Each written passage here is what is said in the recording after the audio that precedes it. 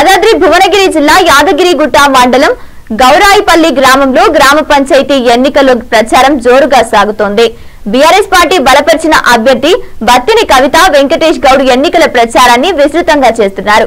గ్రామంలో ఇంటింటికి తిరుగుతూ తనకు కేటాయించిన బ్యాట్ గుర్తుకు ఓటు వేసి గెలిపించాలని కోరారు. గత బీఆర్ఎస్ హయాంలో జరిగిన అభివృద్ధి గ్రామంలో కనబడుతోందని, కొత్తగా జరిగిన అభివృద్ధి ఏం లేదని, నన్ను గెలిపిస్తే మన గ్రామాన్ని అన్ని రకాలుగా అభివృద్ధితో పాటు ఊరిని సస్యశ్యామలం చేస్తానని, దయచేసి మీ అమూల్యమైన ఓటు బ్యాట్ గుర్తుకు వేసి అధిక మెజార్టీతో గెలిపించాలని కోరారు. ప్రచారంలో గ్రామస్తులు భారీ సంఖ్యలో పాల్గొన్నారు. గ్రామంలో పెద్ద ఎత్తున ర్యాలీ నిర్వహించి ప్రచారం చేశారు. బీఆర్ఎస్ పార్టీ తరఫున పోటీ చేస్తున్నటువంటి నా పేరు బత్తిని కవిత వెంకటేష్ మిసెస్ గారు.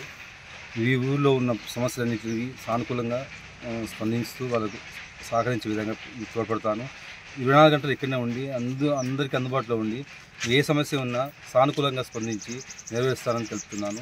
ముఖ్యంగా మాకు బడుగు బలహీన వర్గాలకు, నిరుపేద కుటుంబాలకు చెందినవారు కేసీఆర్ ఉన్నప్పుడు ఆడపిల్ల పెళ్లికి 1,16,000 రూపాయలు ఇచ్చేది. ఇప్పుడు అది లేదు.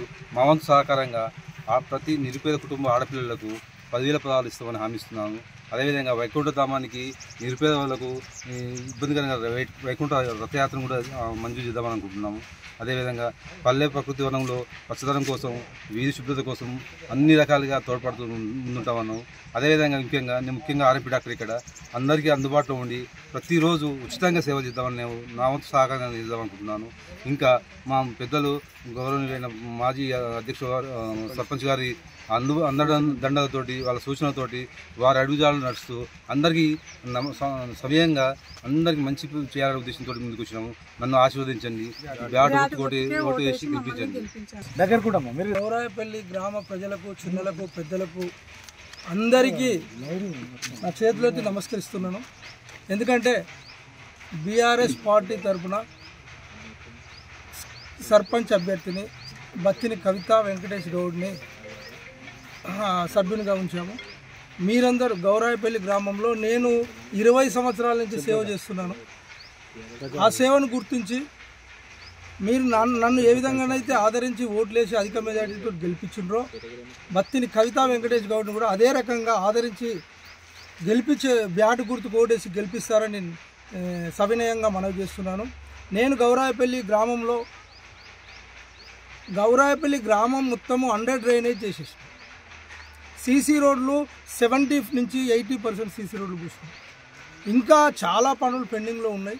మా సాధ్యమైనంత వరకు చేసినాము. అందరు గ్రామ ప్రజలు నాకు సహకరించారు. వీరికి కూడా సహకరించి ఓట్లేసి అధిక మెజార్టీతో గెలిపించినట్టయితే గౌరాయిపల్లి గ్రామం మొత్తం సీసీ రోడ్లు చేస్తాం.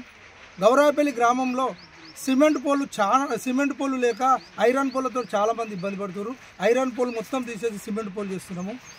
సిమెంట్ పోలు చేసే విధంగా చేస్తాము.